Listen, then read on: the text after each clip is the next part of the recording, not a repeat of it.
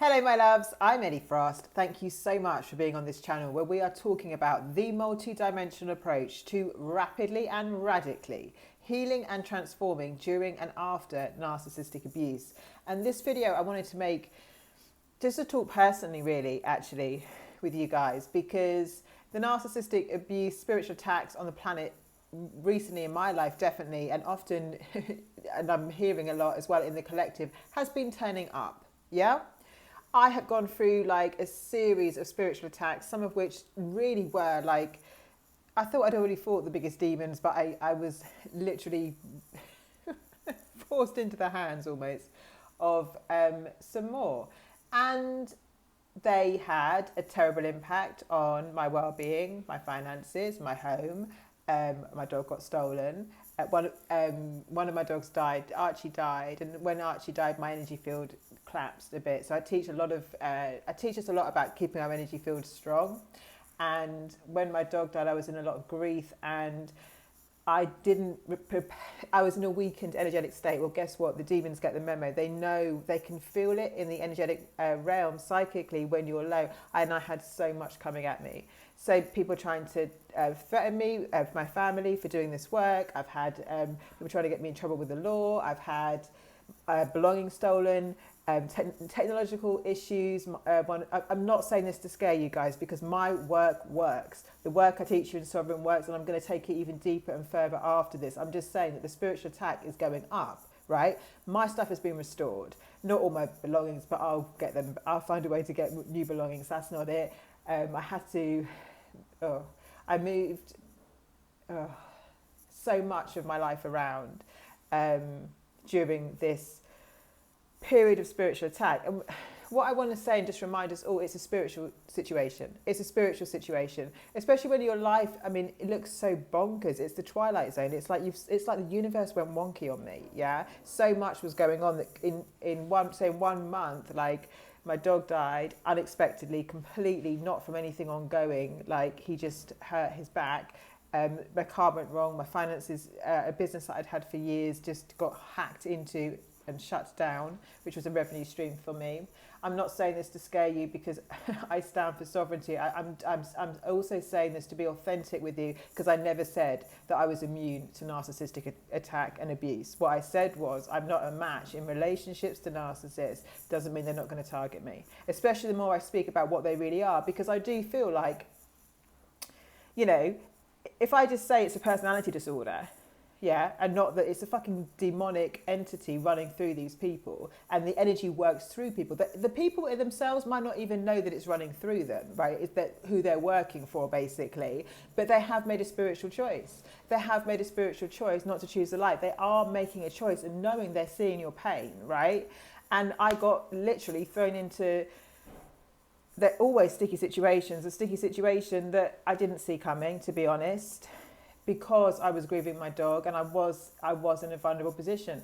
And I'm not immune to being targeted, and sometimes the targets get ramped up. But I am capable of being sovereign and getting away no matter what they do. I am capable of standing by the work I teach and doing the work I teach and making sure that I regain my sovereignty. They're not anywhere near me now, and I will never speak to those people ever again. Right? And they think that they've traumatized me so much, is what all narcissists think, that I will just back down, not be able to work, not be able to share my message, that I won't communicate with you guys, that maybe I'll be ashamed of the fact that I just had the worst nightmare again come at me, right? Maybe they think I'm be so ashamed to tell you because I'm a teacher, I'm a leader. No, I'm not ashamed. And also I want you to know that, like, I am not here, right, to say I'm perfect and that no narcissist will ever target me, and my life could not get spun around again in my life because of them, right? I'm here to show you that I lead people through that, no matter what, and that I recover quickly if they do try anything, and I keep moving into my abundance, I keep moving into my joy, I keep moving into my sovereignty, no matter what.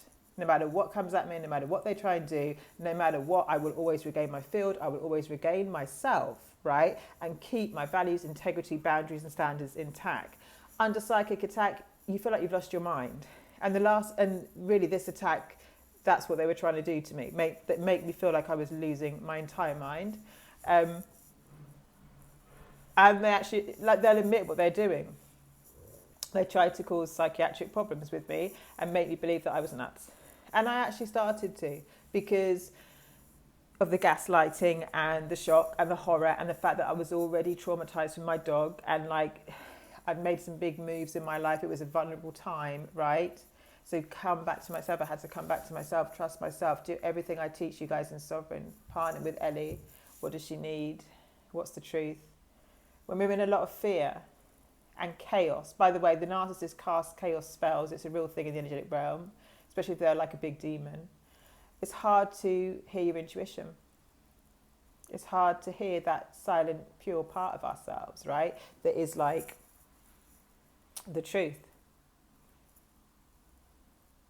And when we have been attacked energetically and psychically, guess what? We're not ourselves. We start doing things.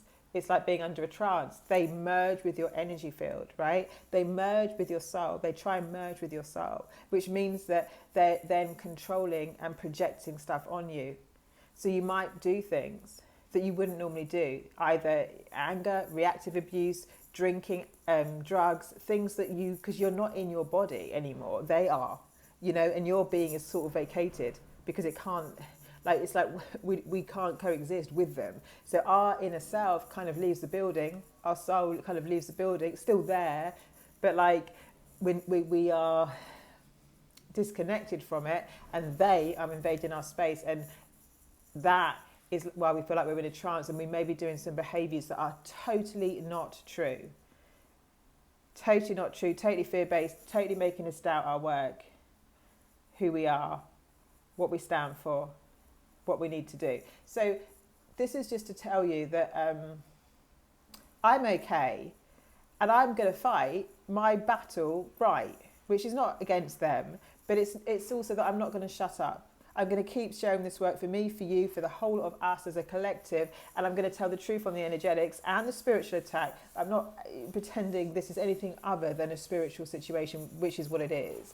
The work I teach in Sovereign works. It's open. I will be recommencing the Q&As. I've kept the price. I put the price back down to $555. I like that price. I want it accessible. I want to build a community that matters. I want to be on this path with you guys. And I want to be an honest leader. Right? Because we don't get a lot of that in this world. We get leaders who hide their stuff and pretend to be perfect. And what's been very interesting about this process is that, and I understand it, like when we've been through narcissistic abuse, it's very hard to trust anyone. And if I disappear, like from the internet or from my group, when I'm normally like very, very active, it can trigger those wounds in us, like betrayal wounds or trust wounds in us, yeah?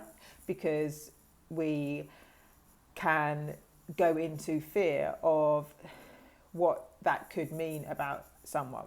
So I believe in transparent leadership in the when it's helpful, in the sense of not hiding actually what's going on in my life as I lead this sovereign revolution, this sovereign motion, this sovereign community, this sovereignty in humanity, right? I'm not going to tell you that I'm a perfect person or that I'm not still human, and I can't get tripped up because I don't always know the battle that's coming at me. I don't always know who is going to gun at me or why that energy is going to come for me. But I do know on a spiritual level why. It's because the more I raise the consciousness on the planet with people, they can't coexist, you see. There'll be no one from there to feed off. If we all become sovereign, the narcissist can't feed. But I do stand in my own integrity and want to build trust with my community always. So I will never not contact or be in some kind of communication. Yeah. And I want to be an example of a true leader, a leader that shares the truth. But I say true leader, I mean a leader of truth, meaning that I am not going to tell you that my life is always perfect because of the work I do. That would be a lie. Yeah, but I am going to show you how I lead myself through the battles. I am going to rise faster than most other people would. I am going to keep perfecting and mastering how I can share my work in better and better ways that give us faster results, better results, more solid results into our sovereignty and into our freedom. The next course after Sovereign is going to be called Sovereign Freedom. But that's going to come later. So right now I just wanted to check in with you, say I missed you guys. Sorry I was away. There will be more videos to come on narcissism, but definitely more of the truth on this channel, on the spirituality, on the energetics. You know, we know the merry-go-round with the narcissist. What I want to tell you from this is, being a speaker in this field especially, like,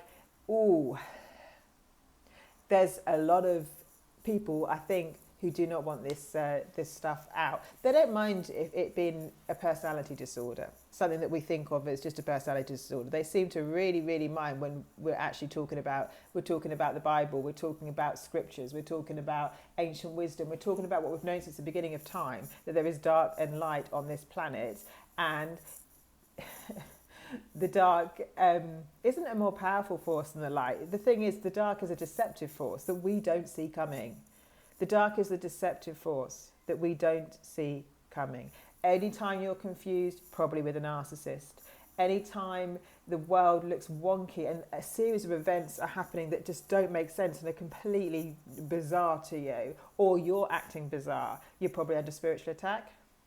Yeah? There's things I've gotten someone to call your energy back. I use them myself every day. But during an attack, I forget to use my own work. That's what's so interesting, right? So I have to remind myself to come back, and you'll always come back. And the more you do the work, and the more you stay in the sort of process, and the more we stay aware and conscious, right, the more we'll just keep coming back to ourselves, and all problems just get resolved. All the stuff, all the horror, all the shock, all the trauma, it just gets dissolved and resolved, right? The more we do this work, the more we plug in, the more we come back into our hearts. I'm sending love to you. Channeling love from source, replacing all this. Lots of love, guys. I'll speak to you soon.